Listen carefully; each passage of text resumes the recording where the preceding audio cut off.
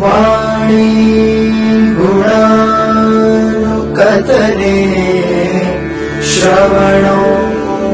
कथाया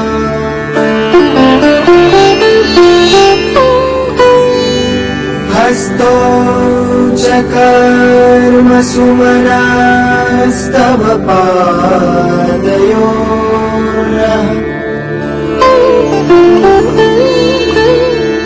स्मृत्यां शिरस्तव निवास जगत्प्रणामे